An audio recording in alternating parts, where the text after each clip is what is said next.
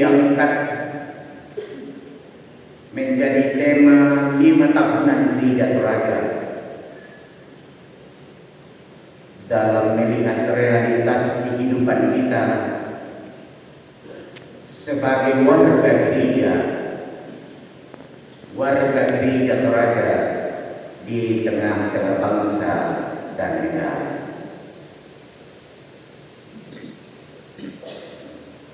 Gereja Toraja di usianya yang ke-78 tahun juga dalam mensyukuri 112 tahun Injil masuk di tanah Toraja. Maka tentu pertanyaan yang muncul didasarkan dari tema ini adalah, apakah warga Gereja Toraja semakin bertambah teguh dalam iman dan pelayanan kami semua?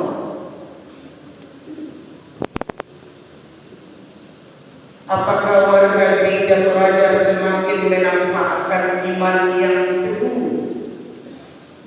dan pelayanan kami semua di tengah kemajuan ilmu pengetahuan dan teknologi? Rasul Paulus, saudara-saudara, kepada jemaat di Kolose berkata,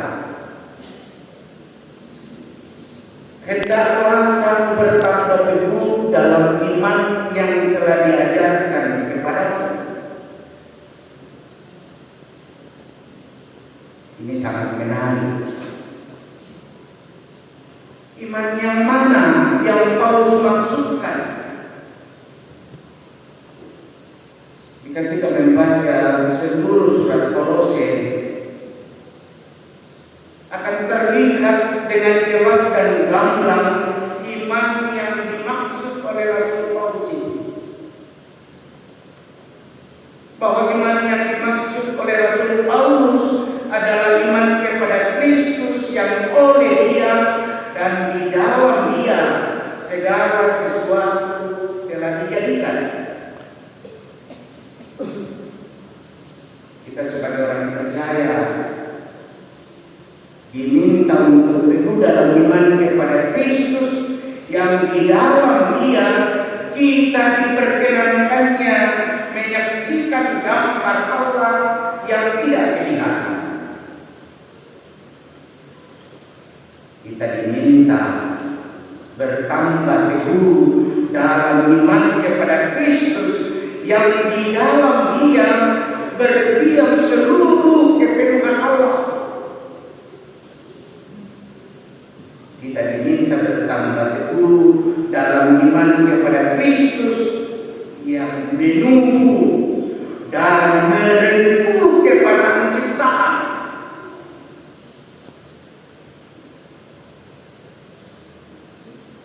Lalu melalui kematian dan kebangkitannya, Dia memutuskan ciptaannya, memutuskan kita umat manusia. Kita diminta bertambah teguh dalam iman kepada Kristus yang telah melalui Dia segala sesuatu diperdamaikan dengan Allah. Di dalam iman kepada Kristus, itulah Dia menemukan alasannya untuk mengada di dalam dunia ini. Di dalam Kristus, saudara-saudara, gereja mengenal dirinya sebagai komunitas yang diutus ke dalam dunia, yang berada di dalam dunia tetapi bukan dari dunia. Karena itu, kita selaku gereja tentu berikhtiar bersama untuk menghidupi panggilannya di dalam dunia, mewujudkan damai sejahtera bagi semua.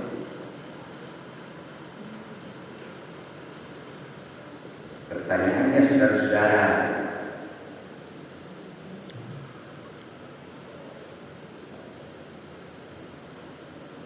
adalah siapakah semua itu? Dalam kitab Kolose, kata yang digunakan adalah kata tapanta. Tapanta ini tidak hanya menyangkut manusia, tapi kata tapanta ini menyangkut seluruh ciptaan, menyangkut seluruh ciptaan di dunia ini, menyangkut orang percaya, menyangkut saya dan saudara-saudara, lalu berikhtiar untuk menghidupi pengurusannya, membawa damai sejahtera bagi seluruh ciptaan yang kata Kolose, entah itu yang kelihatan ataupun yang tidak kelihatan. Saudara-saudara, jalan panjang telah ditempuh dan telah dilalui negeri dan raja 78 tahun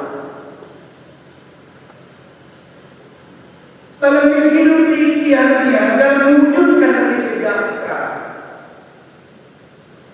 Kiranya raja terus bergulat dengan dirinya dan dunia, khususnya di kerajaan di mana Tuhan menghadirkan gereja raja. Karena itu momentum sidang sinode wilayah ini selalu menjadi kairos atau menjadi waktu Tuhan di mana kita diperkenankan untuk melihat kembali perjalanan pelayanan kita 5 tahun yang telah kita jalani, lalu berani untuk menata gerak bersama dalam persiapan kita selanjutnya selaku gereja.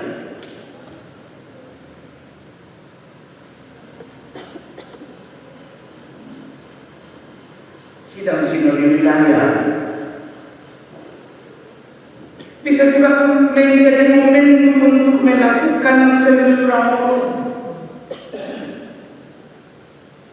Dalam bahasa itu kakak kalian sebagai sebuah harapan umat Allah yang berikhtiar untuk mewujudkan damai sejahtera. Sehingga tidak hanya soal struktur, tidak hanya soal misi, tapi bagaimana ikhtiar dalam rangka berjalan bersama meneruskan menyampaikan damai sejahtera bagi semuanya. Sayang sekali banyak gereja yang hanya disebutkan oleh rutinitas tanpa peka dengan keadaan yang terjadi di sekelilingnya. Dan inilah momentum yang saya sebut kairos Tuhan, waktu Tuhan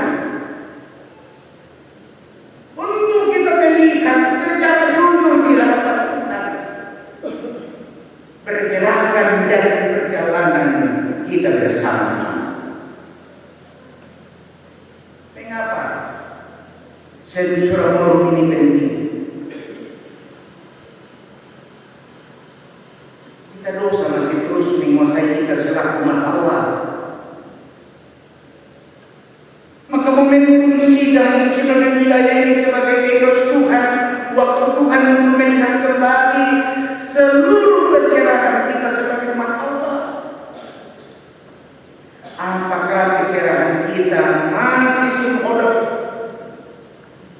dalam mewujudkan damai sejahtera, atau jangan-jangan keserahan kita yang sumhodos ini sedang melenceng dari ikhtiar tersebut, di mana aku sedang mencari keakuan, di mana aku sedang menunjukkan diriku dan jemaatku.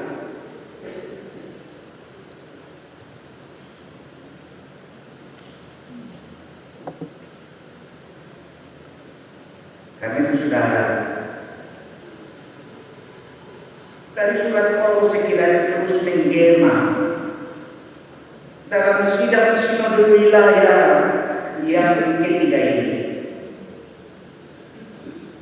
Bahkan di sepanjang persiaran kita selaku Bapak,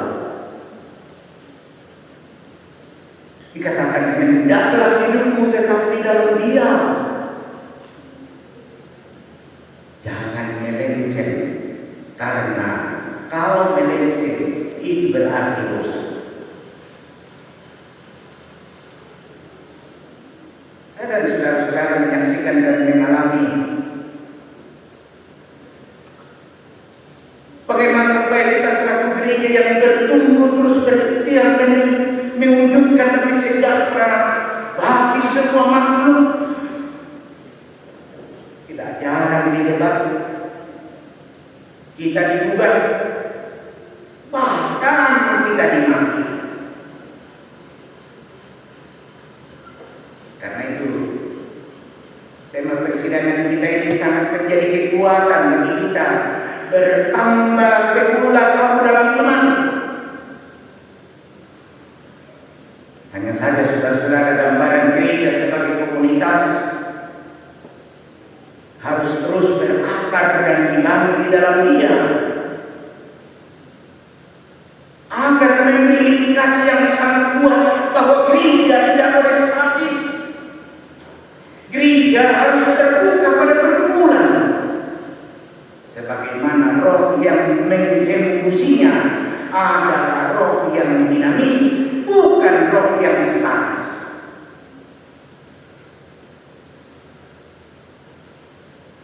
Keterbukaan ini lalu menantang kita untuk berani melakukan otokritik dalam sidang wilayah kita ini,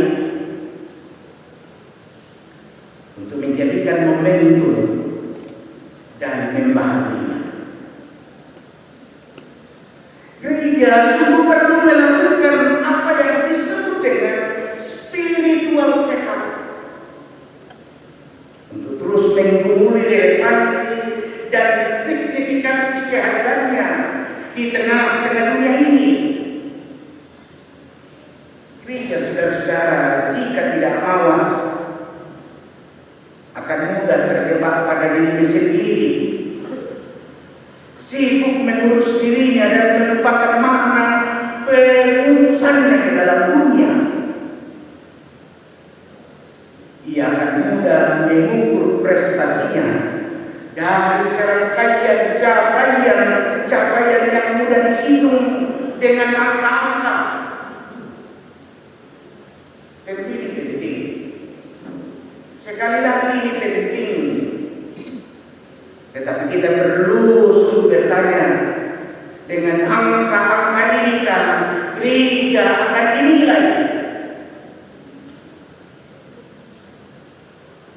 Benar, sebagaimana yang telah saya sampaikan, bahwa gereja adalah karya cipta Kristus. Namun gereja sungguh tidak boleh terjebak pada dirinya sendiri. Ia dihadirkan untuk melayani rencana Allah bagi transformasi dunia. Upaya untuk mentransformasi dunia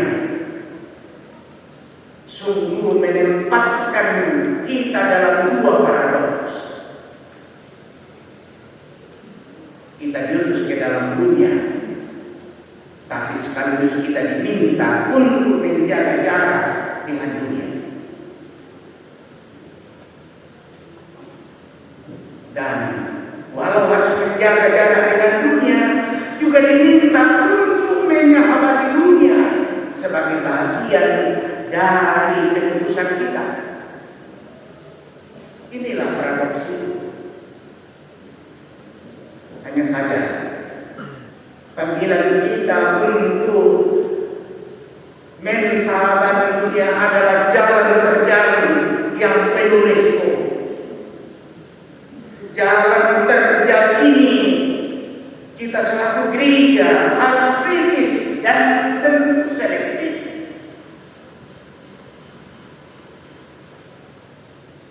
Kita belajar pada diri Yesus yang adalah model dan modal bagi setiap kita, bagi pejabat-pejabat khusus dalam perjalanan yang terjadi.